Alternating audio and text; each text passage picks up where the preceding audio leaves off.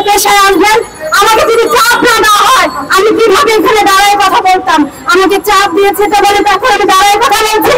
আপনি সরকার, আপনাকে চাপ দিলে আপনি উন্নয়ন করছেন, তাহলে আপনাকে যদি আমি চাপ না দেয় তাহলে আপনি কিভাবে কাজ করবেন? গণিত শিখবে, সে গণিতের অনেক কিছুই জানে না। 7-এর অঙ্ক দিয়ে দিয়েছে, 6-এর অঙ্ক, 5-এর অঙ্ক দিয়েছে, জ্যামিতি দিয়ে দিয়েছে, এবং কাগজ কেটে কেটে সবকিছু তাকে সামনে তুলে ধরতে হবে।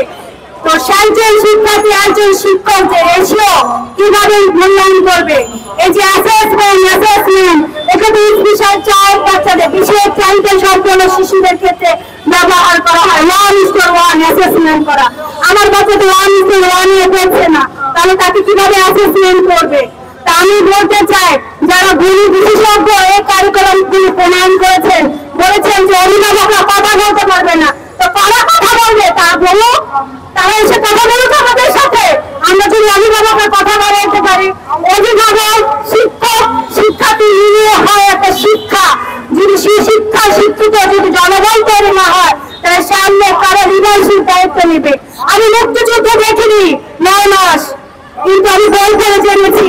আমার চারপাশ থেকে আমি জ্ঞান অর্জন করেছি, আমি গুলি ব্যক্তিদের কাছ থেকে জেনেছি। আমি সেই যুদ্ধের চিত্র আমার চোখের সামনে ফুটে ওঠে।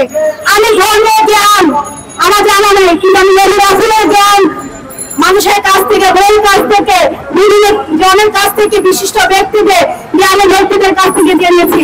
আমি বই থেকে জেনেছি। তাহলে সে মূল্যবোধ কিভাবে তৈরি হবে? আমি বিজ্ঞান যে পদার্থ সাবজেক্টটাকে ভেনিশ করে দিয়েছে, যে পদার্থের মাধ্যমে প্রতিটি সায়েন্সের সেকশন, আপনি যদি সাত তৈরি না হয় তাহলে আপনি কিভাবে কাজের প্রতি আগ্রহ বাড়াবেন? আমাকে বলুন।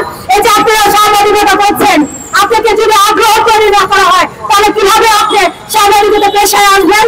আমাকে যদি চাপ না দেওয়া হয় আমি কিভাবে এখানে দাঁড়ায় কথা বলতাম? আমাকে চাপ দিয়েছে তো বলে এখন আমি দাঁড়ায় কথা বলছি। আপনি সরকার, আপনাকে চাপ দিলে আপনি উন্নয়ন করছেন, তাহলে আপনাকে যদি আমি চাপ না দেয় তাহলে আপনি কিভাবে কাজ করবেন? নতুন কথা বলবেন না। এই পদার্থ ভুল করে নিয়েছেন আমার সন্তানদেরকে, যেখানে অলস মোবাইলে আসক্ত হয়ে যাচ্ছে। দিনের পর দিন আমার সন্তানের চোখের নিচে কালি দাগ করে যাচ্ছে। রাত জেগে সে শিল্প সংস্কৃতি কাগজ কেটে কেটে বিভিন্ন আর্টিফিশিয়ালের কাজ তৈরি করবে এবং ওই যে জীবন জীবিকার বিষয়গুলি তুলে ধরবে, এটা এনে দিবে, ওটা এনে দিবে, আমাকে এসে বলবে মা এই টাকা দাও, সেই টাকা দাও। আমি কি টাকার গাছ লাগিয়েছি? বাংলাদেশে টাকার গাছ লাগিয়ে দিয়েছে যে ঝাঁকে দিলে টাকা পড়ে যাবে? হ্যাঁ, আমাকে তো টাকা দেয়নি, আমি তো টাকা পকেট ভারী করতে পারিনি। আমি তো একজন শিক্ষক ছিলাম, কিন্তু সেই শিক্ষক থেকে আমাকে বঞ্চিত করা হয়েছে। হাজার হাজার শিক্ষকরা কথা বলতে পারছে না, তাদের সঠিকভাবে মূল্যায়ন করা হচ্ছে না। অবকাঠামো দিক থেকে তারা বড় বড় দালাল বানিয়ে খালি আয় করছে।